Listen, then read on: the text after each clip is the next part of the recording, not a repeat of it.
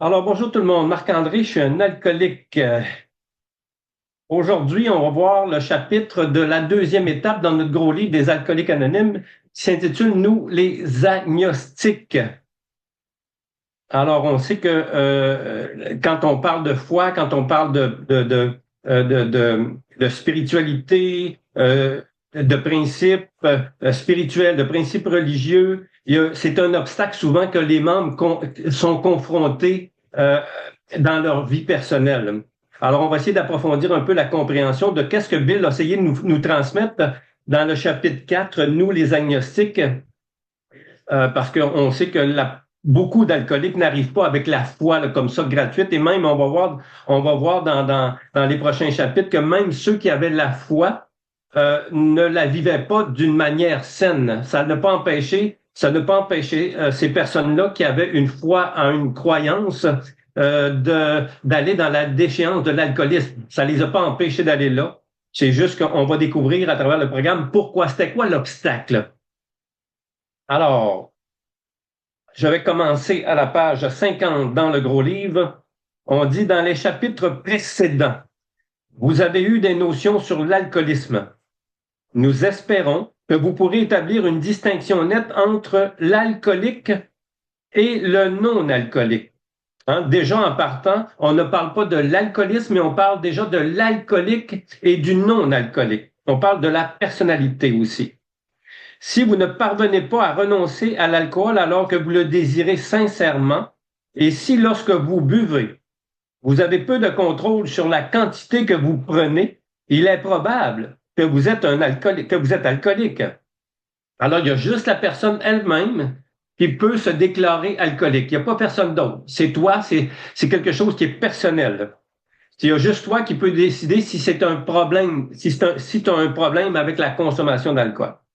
Si c'est le cas, votre maladie pourrait être de celle que seule une expérience spirituelle peut vaincre. Et ça arrive souvent chez des personnes, hein, des buveurs chroniques.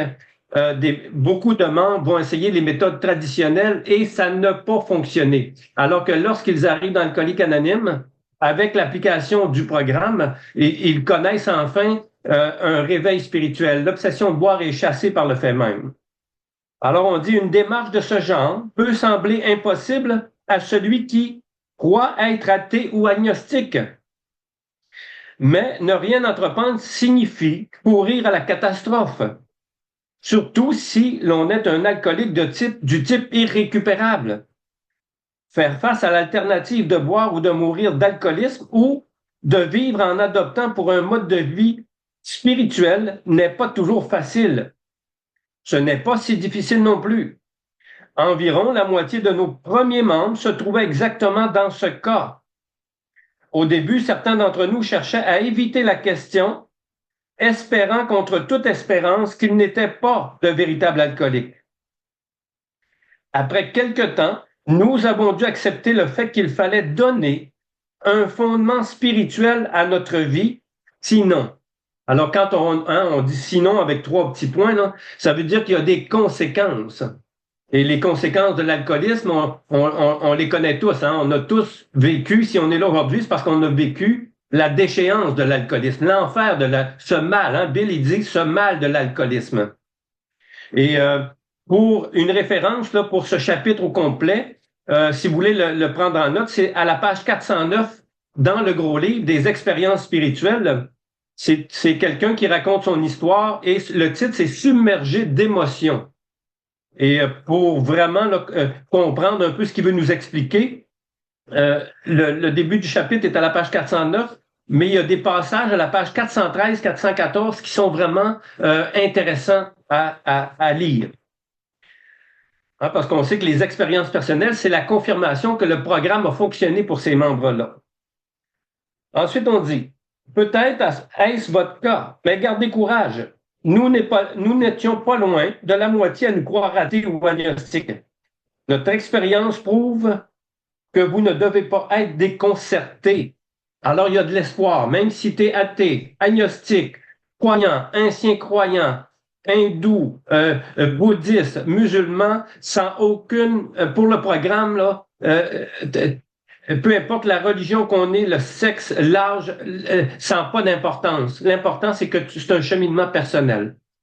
On dit si un simple code moral ou une meilleure philosophie de vie suffisait à surmonter l'alcoolisme, nous serions nombreux à nous en être sortis depuis longtemps. Cependant, de tels principes et modes de pensée ne nous ont pas sauvés malgré tout ce que nous avons tenté. Hein, beaucoup d'entre nous ont tenté d'essayer d'arrêter la descente. En fait, nous avons souhaité être d'une moralité parfaite. Nous avons voulu de tout notre cœur nous accrocher à une certaine philosophie, mais nous n'avions pas la force nécessaire.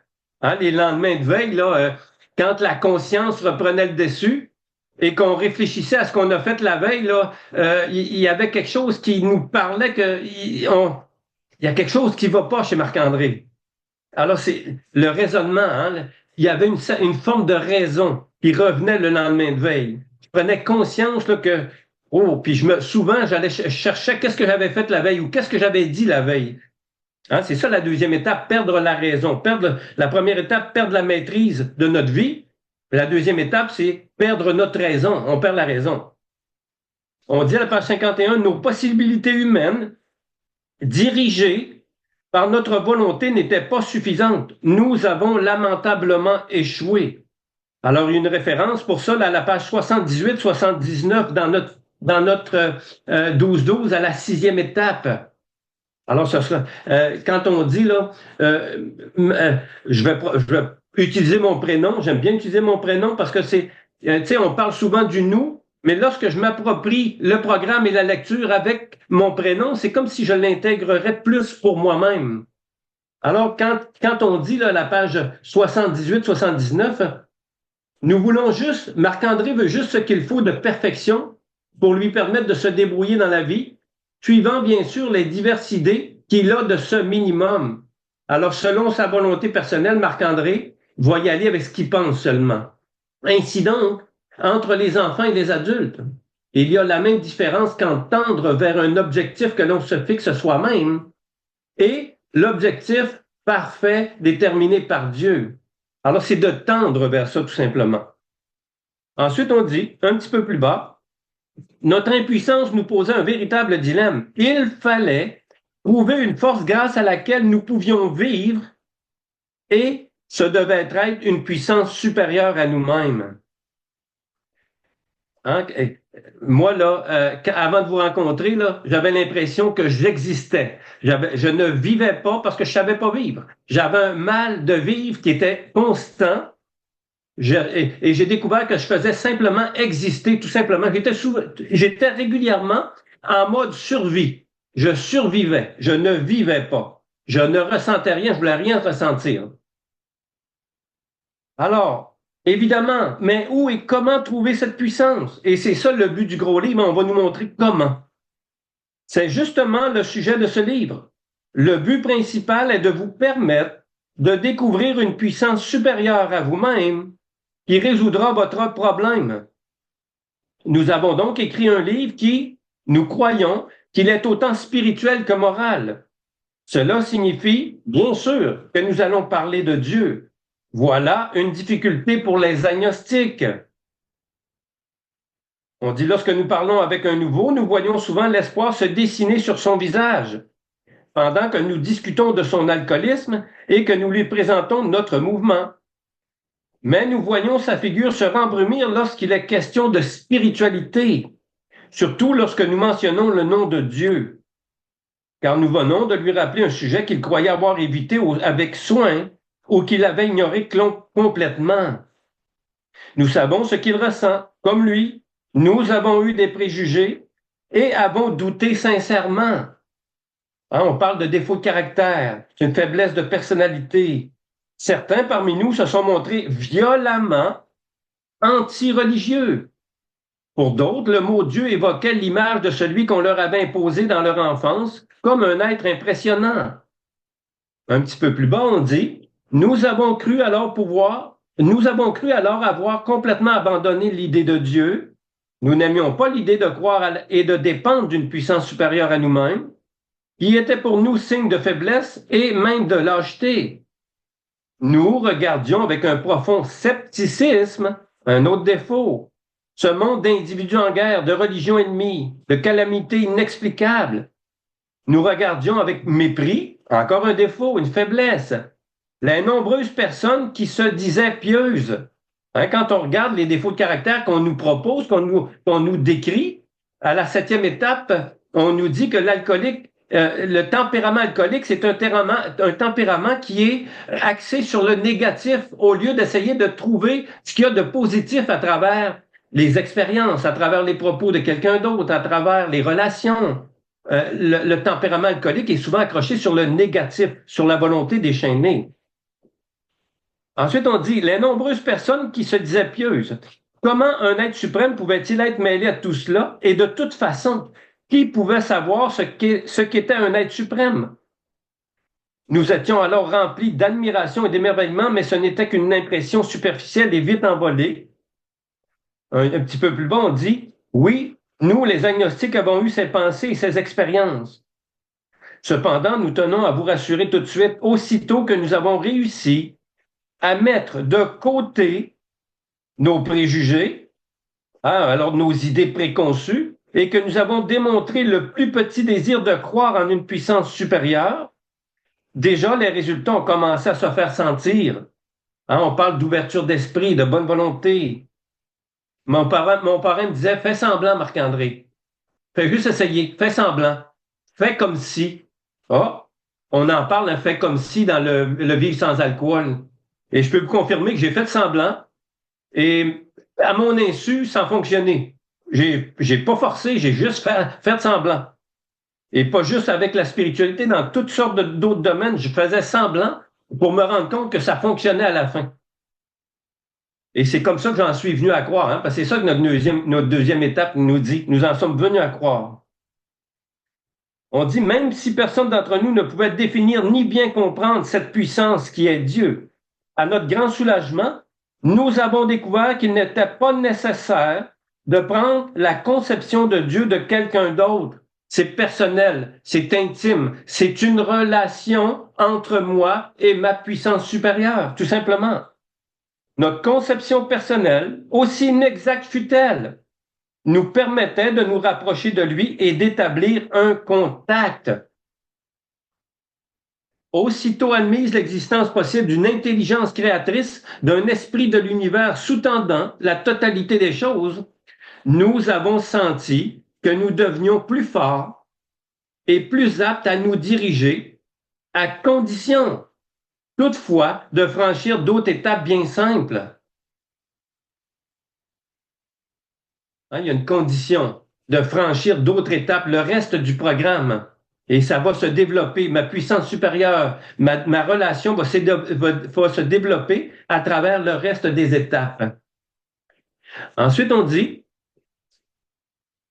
nous nous sommes rendus compte que Dieu ne se montre pas trop exigeant envers ceux qui le cherchent. Pour nous, le royaume de l'esprit est large et vaste. Il englobe le tout et jamais il n'exclut, jamais il ne se ferme à ceux qui le cherchent avec ardeur. Il est ouvert, nous le croyons, à tous les hommes et toutes les femmes. Par conséquent, lorsque nous vous parlons de Dieu, nous vous parlons de votre propre conception de Dieu. Cela s'applique aussi à toutes les autres formes d'expression spirituelle que vous trouverez dans ce livre. Ne laissez aucun de vos préjugés contre les termes de spiritualité vous empêcher de vous demander honnêtement ce qu'ils peuvent signifier pour vous. Alors, au lieu de me limiter, là, et un outil important que mon parrain m'avait suggéré à l'époque, là, il m'avait dit, Marc-André, au lieu de te faire une idée de qu'est-ce que c'est, prends un dictionnaire. Va voir ce que le dictionnaire veut dire pour qu'il y ait une vraie signification, parce que dans notre littérature, on dit de faire attention au oui-dire. Alors, lorsqu'on rencontre, mettons, là, si je prends le mot religieux, qu'est-ce que ça veut dire? Le rapport entre les êtres humains et un pouvoir surnaturel. Oh, OK, un religieux. Alors, vous voyez que c'est... puis si on regarde les principes dans AA, on nous parle d'une deuxième étape, un contact conscient avec Dieu. dans la 11e étape, avec une puissance supérieure. En venir à croire qu'une puissance supérieure, surnaturelle, une force, une divinité, ça peut être, ça englobe tout, ça n'exclut rien, tout simplement. Alors, c'est de ne pas se fermer aux définitions. Et même le mot religion, regardez bien ce qu'on dit comme le mot religion. Quand Bill nous dit, nous ne combattons plus qui que ce soit ou quoi que ce soit, il le faut. Marc-André, arrête de te battre. Fais juste suivre le processus des étapes et il va se produire un réveil spirituel, même si à travers le processus, là, tu vas vivre plusieurs réveils spirituels. Et c'est quoi un réveil spirituel? On va le voir un petit peu plus loin. C'est un éveil de la conscience. Ma conscience s'éveille. Et on sait que la conscience de l'alcoolique, là, dans sa carrière d'alcoolique, on sait que l'alcoolique est la lumière est éteinte, là, l'esprit est fermé. Et si on prend le mot religion, reconnaissance par l'être humain d'un principe supérieur de qui dépend sa destinée. Attitude intellectuelle et morale qui en résulte, tout simplement. Alors, vous voyez que c'est souvent nos obstacles, c'est les préjugés qu'on se fait de quelque chose qui m'empêchent de développer cette foi-là, cette spiritualité-là. Ensuite, on dit, par conséquent, lorsque nous parlons de Dieu, nous parlons de votre propre conception de Dieu. Cela s'applique aussi à toutes les autres formes d'expression spirituelle que vous trouverez dans ce livre. Ne laissez aucun de vos préjugés contre les termes de spiritualité vous empêcher de vous demander honnêtement ce qu'ils peuvent signifier pour vous. Au début, cette attitude nous a suffi pour commencer à grandir spirituellement et à établir nos premières relations conscientes avec Dieu tel que nous le concevions. Ensuite, nous en sommes venus à accepter beaucoup de choses qui nous avaient semblé complètement impensables. Voilà ce que c'est que d'évoluer. Mais pour progresser, nous devions commencer quelque part. Ainsi, nous avons commencé avec notre propre conception, si imparfaite fut-elle. Nous parlons de progrès spirituel plutôt que de perfection. Nous n'avions qu'une petite question à nous poser. Est-ce que je crois ou veux croire en l'existence d'une puissance supérieure à moi-même? Aussitôt qu'un homme peut affirmer qu'il croit ou qu'il veut bien essayer de croire, pour nous, il se trouve incontestablement sur la bonne voie. Et le mot essayer, moi, c'est le mot magique pour moi. Fais juste essayer, Marc-André, tout simplement. La preuve a souvent été faite parmi nous que sur cette pierre angulaire, bien simple, une structure spirituelle merveilleuse, merveilleusement solide, peut être érigée. Et là, il y a un astérix, puis ça nous amène en bas de la page. Ne manquez pas de lire l'annexe 2, intitulé L'expérience spirituelle. Alors, pour les athées, les agnostiques, les croyants, les anciens croyants, les références dans la littérature pour développer une puissance supérieure, pour en venir à croire en une puissance supérieure, c'est le chapitre aux agnostiques, la deuxième étape dans le 12-12 et l'annexe 2, l'expérience spirituelle. Alors, si tu vas chercher des informations à travers ça, ça va t'aider énormément. C'est ce qu'on est en train de faire dans le chapitre aux agnostiques. Ensuite, il dit, « J'aimerais bien avoir la foi de cet homme. Je suis certain que je réussirais si seulement je pouvais croire comme lui. Mais je ne peux pas accepter comme vrai les nombreuses affirmations de foi qui, pour lui, sont si claires. Il était donc réconfortant d'apprendre que nous pouvions commencer à un niveau plus simple. La simplicité, vas-y avec ta compréhension à toi. Ne te compare pas aux autres. Ne te compare pas, oh, lui, il est rendu loin. Oh, lui, il parle de spiritualité, il parle de Dieu d'une manière que je comprends. Non! Vas-y, toi, avec ta propre compréhension, tout simplement, puis développe-la progressivement. On dit prendre expérience sur les autres, tout simplement. Faire des recherches, apprendre. Ensuite, on dit, en plus d'une incapacité apparente d'accepter plusieurs aspects de la foi, nous avons souvent été gênés par notre obstination, notre sensibilité et nos préjugés aveugles. On nous décrit encore les traits de caractère d'un alcoolique. Plusieurs d'entre nous se sont montrés si ombrageux. Hein, as-tu ici là il vivait avec un nuage au-dessus de la tête, là. Hein, la vie était sombre. C'est comme un nuage au-dessus de la tête. Qu'il se cabrait devant toute allusion à la spiritualité. Il fallait abandonner cette façon de penser. Bien que certains de nous aient résisté, nous n'avons pas eu trop de mal à faire taire ces sentiments. Face à la destruction alcoolique, nous nous sommes rapidement ouverts aux choses spirituelles, tout comme nous avions essayé de le faire sur d'autres sujets. On dit, le processus a parfois été fastidieux. C'est pourquoi nous espérons que personne ne gardera ses préjugés aussi longtemps que certains de nous l'ont fait. Le lecteur se demande peut-être toujours pourquoi il devrait croire en une puissance supérieure à lui-même. Nous croyons qu'il a de bonnes raisons. Examinons-en quelques-unes. On dit, un petit peu plus bas, par exemple, nombreuses sont les théories sur l'électricité. Tout le monde les accepte sans la moindre doute, sans contester. Pourquoi? Simplement parce qu'il est impossible d'expliquer ce que l'on voit, ressent, maîtrise ou utilise sans tenir au départ certains faits pour acquis. Ensuite, on dit un petit peu plus bas, il est sans cesse démontré, dans l'étude que l'homme fait du monde matériel, il est sans cesse démontré que les apparences ne correspondent pas toujours à la réalité intrinsèque. En voici une illustration. Hein, quand on parle de réalité intrinsèque, la réalité intérieure. Et il y a une référence, hein, quand on dit que l'alcoolique a tendance à se leurrer et à se croire, l'alcoolique va cacher sa vraie personnalité, il va parler juste des choses superficielles, mais jamais il va parler de ce qui vit intérieurement. Et à la page 35 du gros livre, on a une référence. Quand on va à la page 35, on dit, malgré ce que nous pouvons dire, nombreux sont les vrais alcooliques qui ne croiront pas appartenir à cette catégorie en se leurrant eux-mêmes et par toutes sortes de moyens, ils tenteront de se prouver qu'ils sont des exceptions à la règle et que par conséquent, ils ne sont pas alcooliques.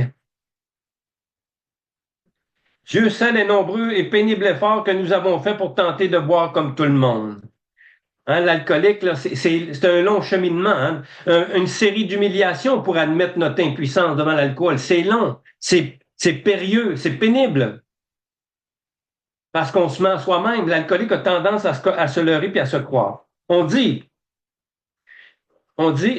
ces corpuscules sont régis par une loi précise qui sont les mêmes pour tout l'univers de la matière.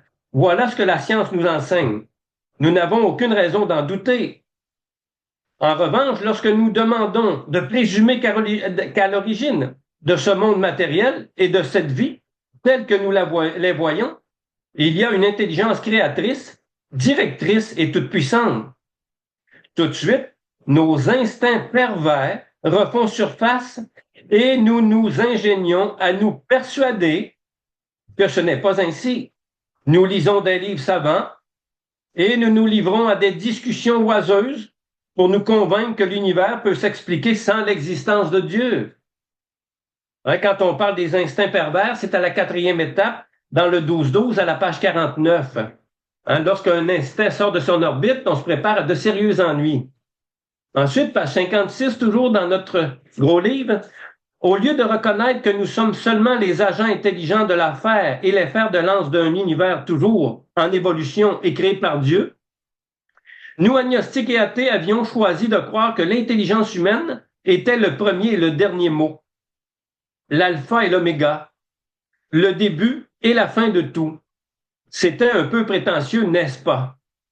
Nous qui avons pris cette voie discutable, nous vous demandons de mettre de côté vos préjugés, même ceux contre les organisations religieuses. Nous avons appris que malgré leur faiblesse, les diverses religions ont servi de guide et ont fixé un but à des millions de personnes. Les gens de foi trouvent une raison logique à l'existence.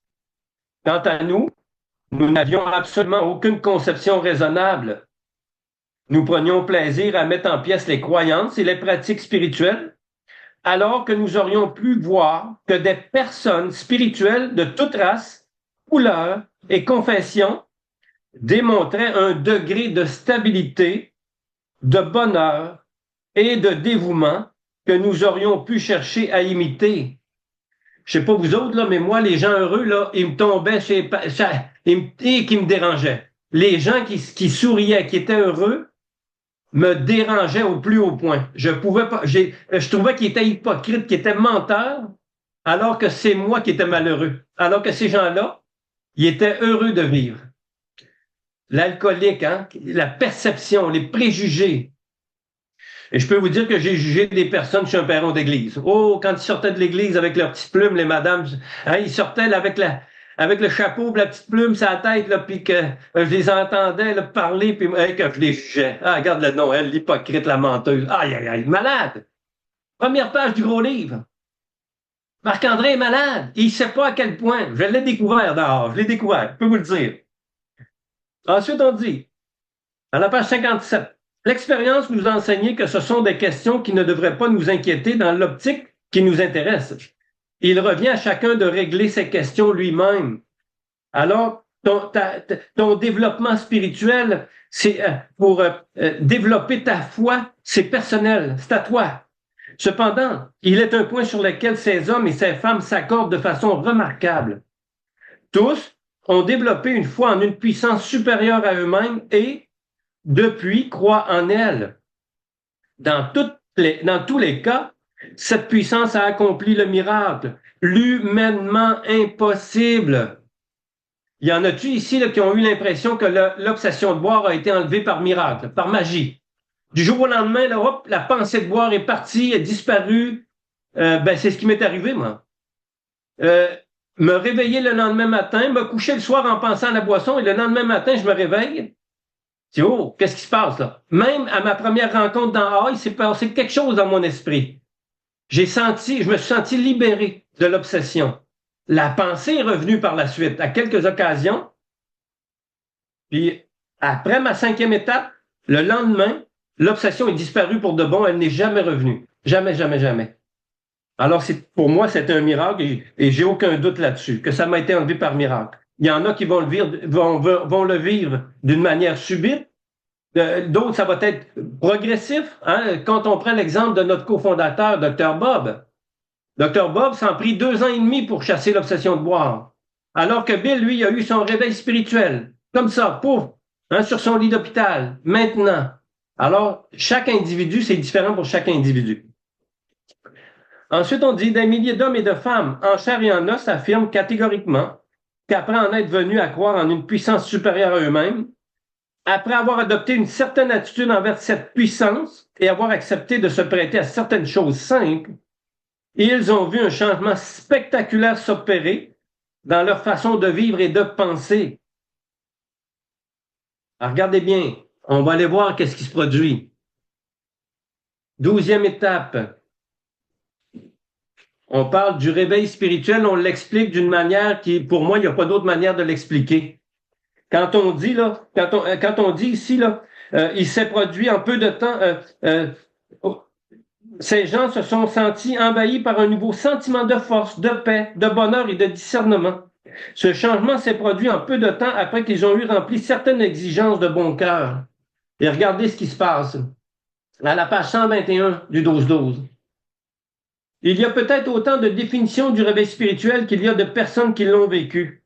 Mais chose certaine, tous les réveils spirituels authentiques ont quelque chose en commun. Et ce qu'ils ont en commun n'est pas trop difficile à comprendre. Quand un homme ou une femme connaît un réveil spirituel, cela signifie surtout que cette personne peut désormais agir, ressentir et croire d'une façon qui lui était jusque-là impossible, par ses seuls moyens et sans aucune aide. Elle a reçu un don qui équivaut à un nouvel état de conscience et à une nouvelle façon d'être. Elle a été placée sur une voie qui l'assure que désormais, elle s'avance vraiment vers un but, que la vie n'est pas un cul-de-sac, que la vie n'est pas faite pour être subie ou domptée. D'une façon très réelle, cette personne a été transformée car elle s'est agrippée à une source d'énergie que jusque-là, d'une manière ou d'une autre, elle s'était refusée à elle-même. Elle se trouve capable d'un niveau d'honnêteté, de tolérance, d'altruisme, de paix d'esprit et d'amour qu'elle n'avait jamais cru possible. Ce qu'elle a reçu est un don et pourtant, au moins pour une petite partie, c'est elle-même généralement qui s'est disposée à le recevoir. C'est par la pratique des 12 étapes de notre programme que Léa se prépare à recevoir ce don. Alors déjà, dans la deuxième étape, on nous parle déjà qu'on va commencer à vivre un réveil spirituel au début. Dans Alcoolique Anonyme, il y a des réveils spirituels qui vont commencer au début, au départ. Ensuite, on dit, confus et déconcertés qu'ils étaient devant la futilité apparente de l'existence, ils ont vu les raisons profondes de leur difficulté de vivre. Mettant de côté la question de l'alcool, ils expliquent pourquoi leur vie était si insatisfaisante. Ils nous montrent comment le changement s'est produit en eux. Lorsque des centaines de gens peuvent affirmer que la conscience de la présence de Dieu ou d'une puissance supérieure est aujourd'hui ce qu'il y a de plus important dans leur vie, cela nous donne une puissante motivation de croire. Alors là, à la page 58, on va aller dans le milieu de la page. Nous nous sommes demandé, est-ce que certains d'entre nous n'étaient pas aussi bornés et irrationnels sur le plan spirituel que les gens de l'Antiquité l'avaient été dans le domaine matériel, même à notre siècle.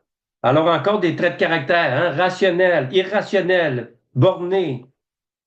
Ensuite, on dit, les meilleurs métamythiciens n'avaient-ils pas démontré que jamais l'homme ne pourrait voler? Dieu n'avait-il pas dit que ce privilège appartenait aux oiseaux? À peine 30 ans plus tard, la conquête du ciel était presque devenue de l'histoire ancienne et l'aviation était en plein essor. Dans la plupart des domaines, notre génération a été témoin d'une libération totale de l'esprit. Alors, ça veut dire ça veut dire l'autosuffisance. Tout simplement. Hein, je vais gérer ma vie à ma manière, sans aucune aide, toute seule. Hein, moi aussi, j'avais ce trait de caractère-là. Pas besoin de personne, pas besoin de toi. Mets-toi de tes affaires, fais ta vie, moi faire la mienne. Ensuite, on dit à la page 59, notre époque n'est-elle pas caractérisée par la facilité avec laquelle nous remplaçons les idées anciennes par de nouvelles? Nous avons dû nous demander pourquoi nous n'adopterions pas ce même empressement à changer notre point de vue face à nos problèmes humains. Nous avions des difficultés dans nos relations personnelles. Oh, il y en a-tu qui se regardent, là, qui se connaissent, là, non? Nous ne pouvions pas contrôler notre émotivité. Nous étions en proie à la tristesse morbide et à la dépression. Nous étions incapables de gagner notre vie. Nous ne trouvions aucun but à l'existence. Nous étions habités par la crainte, la peur, ce fil corrosif et pourri qu'est la trame de notre vie. C'est comme ça que Bill décrit la peur. Ce fil corrosif et pourri qu'est la trame de notre vie. Oh! Et la plupart des peurs, quand on fait notre inventaire, on se rend compte que la peur est une imagination de mon esprit. La plupart. Nous étions malheureux. Nous ne croyons pas pouvoir faire quoi que ce soit pour les autres. Alors, n'était-il pas plus important de trouver un remède à long terme à nos frustrations que de regarder le documentaire sur les vols vers la Lune ou Netflix de nos jours? Évidemment. Alors, on va changer un petit peu des termes de la littérature, là. On va mettre Netflix là, dans les prochains. Alors, hein, la répugnance. Page 110-112, là, dans le 110-112, dans le 12-12. 110, qu'est-ce qu'on dit, là? Page 110, je vais voir ça, là. 110-110.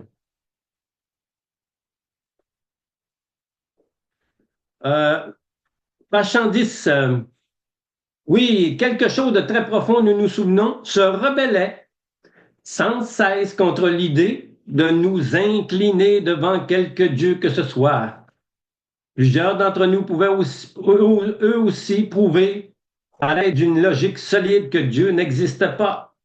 Pourquoi les accidents, la maladie, la cruauté et l'injustice partout dans le monde? Pourquoi toutes ces vies de malheur, directement causées par des naissances infortunées et par des circonstances incontrôlables?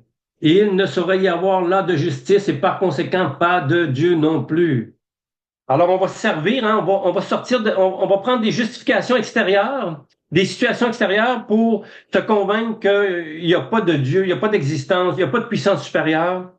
Alors, c'est pour ça qu'on parle de préjugés.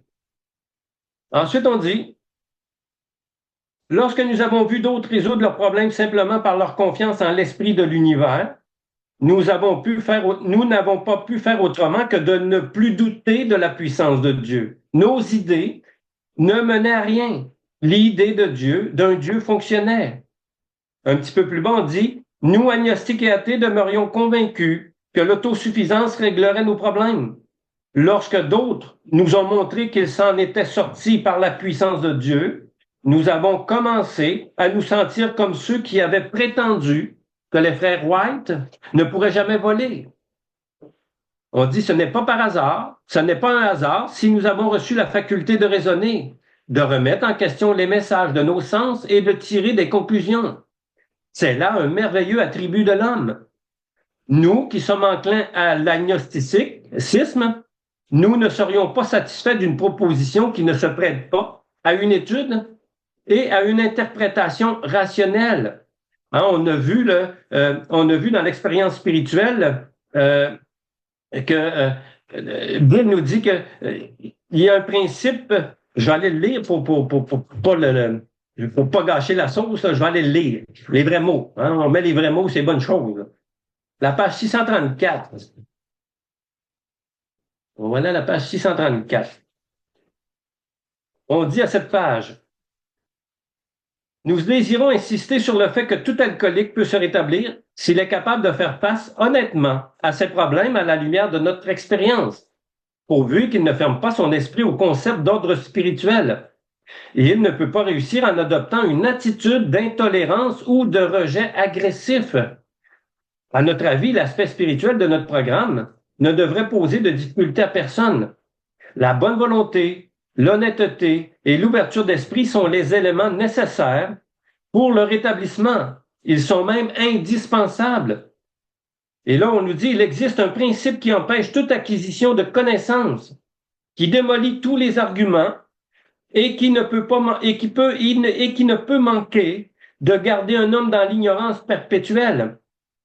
Ce principe consiste à éprouver du mépris avant d'étudier une question.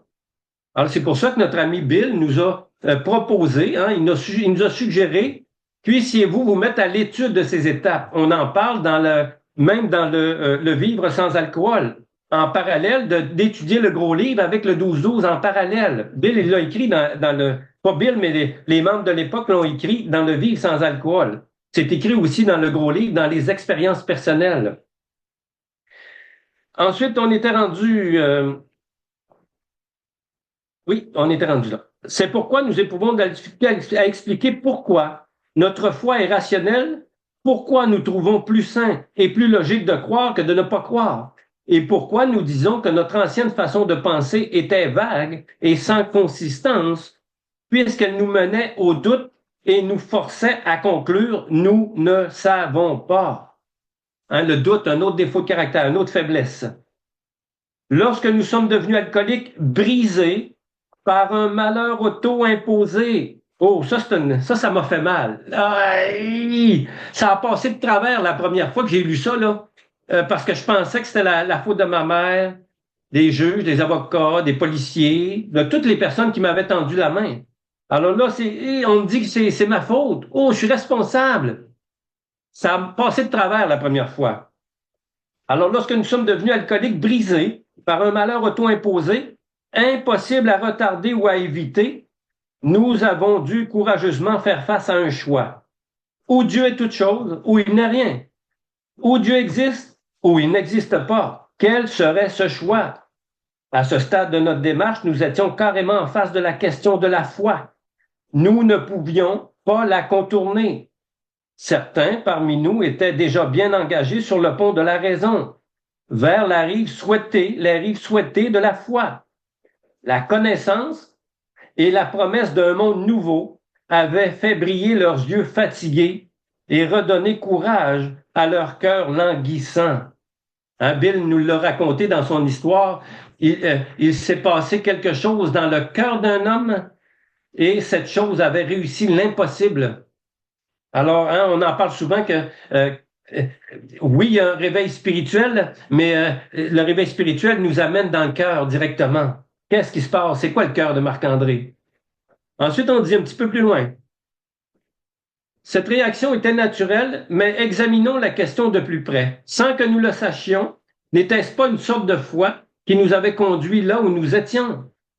N'avions-nous pas eu foi en notre propre raisonnement? N'avions-nous pas confiance en notre faculté de penser? Qu'était-ce cela? Sinon une certaine foi. Oui, nous avions cru, aveuglément cru au Dieu de la raison. Le Dieu de la raison, c'est la volonté personnelle, l'autosuffisance. Nous avons donc découvert que d'une façon ou d'une autre, nous avions toujours été animés par la foi. Nous avons également découvert que nous avions été des adorateurs, combien cet état mental nous donnait la chair de poule. N'avions-nous pas, par diverses façons, adoré des personnes, des objets, l'argent ou nous-mêmes? Lequel parmi nous n'avait pas aimé quelque chose ou quelqu'un? Quel rapport ses sentiments, ses amours, sa vénération avaient-ils avec la raison pure? Aucun ou bien peu. Nous en prenions finalement conscience. Ces attitudes ne constituaient-elles pas la trame de nos vies? Après tout, ces sentiments ne déterminaient-ils pas le cours de notre existence? Nous ne pouvions pas dire que nous n'étions pas capables de croire, d'aimer ou d'adorer, sous une forme ou une autre. Nous avions vécu par la foi presque uniquement. D'ailleurs, nous croyons en la vie, nous y croyons ferme. Ensuite, on va aller à la page 62. Nous avons donc vu que la raison n'était pas tout. L'autre paragraphe, on dit, pourtant, nous avions assisté à un autre genre de décollage, celui d'une libération spirituelle de ce monde, de personnes qui se sont élevées au-dessus de leurs problèmes. C'était grâce à Dieu, disait-il, et nous nous sommes alors contentés de sourire. Nous avons été témoins d'une délivrance spirituelle, mais nous préférions ne pas l'admettre. Hein, j'ai eu la même réaction envers ma mère qui me parlait de sa foi, disait, elle est folle, la bonne femme, elle peut-tu se taire, qu'elle me foute la paix, lui, avec son petit Jésus d'amour, puis elle est capotée, la bonne femme. Elle est pas normale. Dans ma tête, elle était pas normale. Un alcoolique anormal qui pense que sa mère est pas normale. Il faut être malade. Et très malade. En fait, on dit, en fait, nous l'aurions, car au plus profond de chaque être humain, homme, femme ou enfant, repose l'idée fondamentale de Dieu. Elle peut être masquée par le malheur, la vanité, le culte d'autres valeurs, mais elle est là, sous une forme ou sous une autre. La foi en une puissance supérieure à nous-mêmes et les manifestations miraculeuses de cette force dans la vie d'être humain sont des faits aussi anciens que l'homme lui-même. Finalement, nous avons découvert que la foi en Dieu, peu importe ce Dieu, faisait partie de notre nature, comme les sentiments que nous éprouvons pour un ami. Parfois, nous avons dû chercher en faisant taire nos craintes, mais il était là. Son existence était aussi réelle que la nôtre. Nous avons découvert la grande réalité tout au fond de nous. Hein, à la page 634, ces ressources intérieures insoupçonnées, hein, qu'on ne connaît pas, qu'on ignore que c'est là, c'est en nous, hein, qui deviennent par le fait même pour chaque membre leur puissance supérieure. C'est des ressources intérieures insoupçonnées. C'est seulement là qu'on peut le trouver. Hein, on dit, là, nous avons découvert la grande réalité tout au fond de nous. En dernière analyse, c'est seulement là qu'on peut le trouver. Ce fut notre expérience. Nous ne pouvons que dégager un peu la route. Si notre témoignage vous aide à vous débarrasser de vos préjugés, vous rend capable de réfléchir honnêtement, hein, on en parle dans l'expérience spirituelle, les trois éléments essentiels, l'honnêteté, bonne volonté, ouverture d'esprit. Dans notre méthode, on parle de 3 fois d'honnêteté aussi. Je vous encourage à chercher vaillamment en vous, pas à l'extérieur. En Marc-André, qu'est-ce qui va pas chez moi qui m'empêche de vivre ce genre de relation? Alors, si vous le voulez, vous pouvez vous joindre à nous sur la grande route. Si vous êtes ainsi disposé, vous ne pouvez pas échouer. Hein, Dr. Bob l'a dit, cette méthode ne rate jamais, même si on n'y met que la moitié du zèle qu'on s'est mis à se procurer un premier verre. Elle ne rate jamais, les amis. Vous prendrez nécessairement conscience de votre foi. Vous trouverez dans ce livre l'histoire d'un homme qui se croyait athée. Son témoignage est tellement intéressant que nous devons en rapporter une partie dès maintenant. Sa métamorphose intérieure fut spectaculaire, émouvante et convaincante. Notre ami était fils d'un pasteur. Il fréquentait l'école religieuse et il a fini par se révolter. Y en a-tu ici là, qui ont connu ça, la révolte? Quelques-uns? Un, deux? Ah, deux sur la gang? Oh, on parle de rigoureuse honnêteté. Aïe, aïe, aïe. On dit, il fréquentait l'école religieuse et il a fini par se révolter contre ce qu'il considérait être un excès d'enseignement religieux. Et on se souvient quand on a fait l'histoire du docteur Bob, hein? Lui, le docteur Bob s'est révolté contre les principes religieux aussi quand il était très, très jeune. Et il nous dit dans son histoire, pendant 40 ans, il a fermé son esprit. Il était en colère pendant 40 ans. Ses 40 années d'alcoolisme. Dans les années qui ont suivi, les ennuis, les frustrations se sont acharnés contre lui. Faillite financière, folie, maladie mortelle, suicide, tous les malheurs dont sa famille immédiate a été frappée l'ont laissé déprimé et amer. Traits de caractère. Mon Dieu, il y a bien des traits de caractère là-dedans. Les désillusions de l'après-guerre, l'aggravation de son alcoolisme et la menace de la ruine mentale et physique ont amené cet homme vers l'autodestruction. Hein? Bill nous parle du caractère fatal de notre État. Mais c'est quoi le caractère fatal de notre État? C'est notre caractère, qu'est-ce qui se passe dans ma tête? Hein? Page 39, quand on dit « Que se passe-t-il dans la tête d'un alcoolique? Car il est là le cœur du problème. » Ensuite, il dit, un soir, confiné à l'hôpital, il a reçu la visite d'un alcoolique qui avait vécu une expérience spirituelle. Dans un haut cœur, il s'est écrié, s'il y a un Dieu, il est certain qu'il n'a rien fait pour moi. Plus tard, seul dans sa chambre, il s'est demandé, les croyants peuvent-ils tous être dans l'erreur? Cette question lui faisait vivre les tortures de l'enfer. Puis, subitement, une pensée formidable lui a traversé l'esprit comme un éclair, chassant tout le reste. Qui es-tu pour affirmer que Dieu n'existe pas? Et je peux vous confirmer que Dieu se manifeste autant dans notre esprit, directement à nous. Il peut se manifester à travers les gens et les événements. Et il m'a traversé l'esprit à quelques occasions, je peux vous le confirmer. Cet homme nous a raconté qu'il était tombé à genoux à côté de son lit. En quelques secondes, il a été envahi par la conviction que Dieu était présent.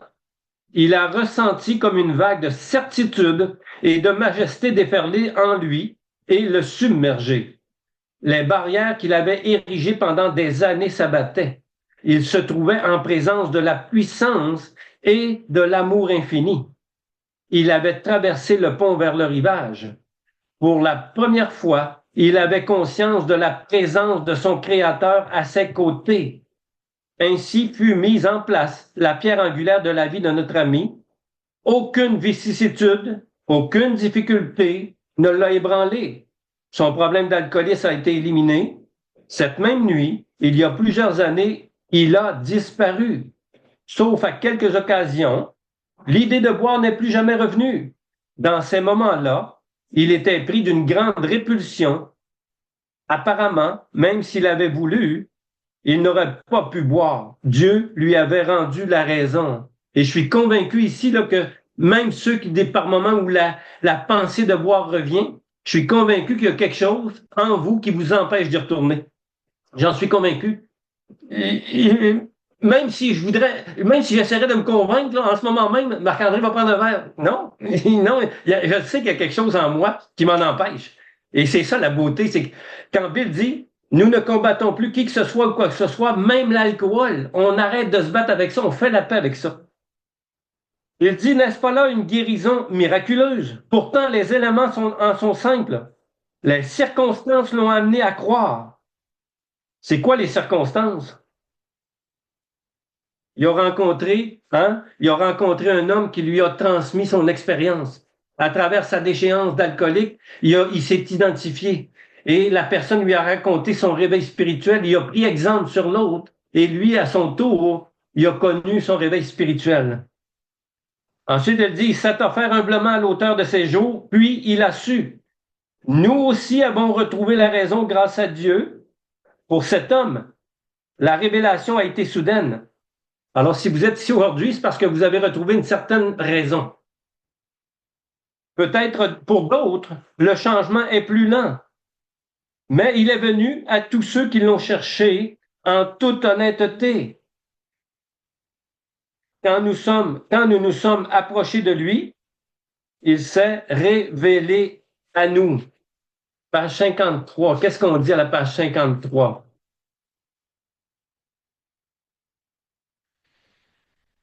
Nous n'avions qu'une petite question à nous poser.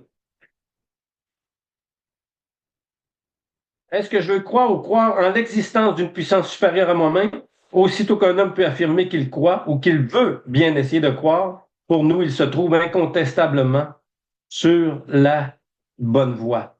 Et il y a exactement 28 défauts de caractère dans le chapitre aux agnostiques: préjugés, mépris, gêne, obstiné, aveugle, ombrageux, sensible, enfantin, instinct pervers, discussion oiseuse, se croire, se leurrer, se mentir et se leurrer et se croire, de la prétention, de l'intolérance, confusion, déconcerté, incertitude, insatisfait, borné, irrationnel, difficulté rationnelle, ça veut dire des conflits, tristesse morbide, dépressif, craintif, malheureux, frustré, autosuffisant, malheureux, adorateur, vaniteux, révolté. Ça, c'est les traits de caractère de l'alcoolique. Et là, je vous donne les 22 promesses dans le chapitre. Oh, là, c'est le côté beau. C'est ce qui sommeille en nous. C'est le beau côté qui sommeille en nous, dans chacun de nous. Devenir plus fort, apte à nous diriger, accepter des choses impensables, changements spectaculaires dans leur façon de vivre et de penser, un sentiment de force, de paix, de bonheur, de discernement, faire briller les yeux fatigués, redonner courage, reconnaissant à la raison, libération spirituelle, délivrance, prendre conscience de notre foi, se trouver en présence de l'amour infini, ressentir de la certitude, aucune vicissitude ne l'a ébranlé, de la force, disparition de l'obsession de boire, guérison miraculeuse. Il a su, il a retrouvé la raison, il s'est révélé à nous. 22 promesses dans un chapitre. Donc, vous voyez, on va terminer là-dessus pour la deuxième étape du gros livre. La semaine prochaine, on fera la deuxième étape dans le 12-12.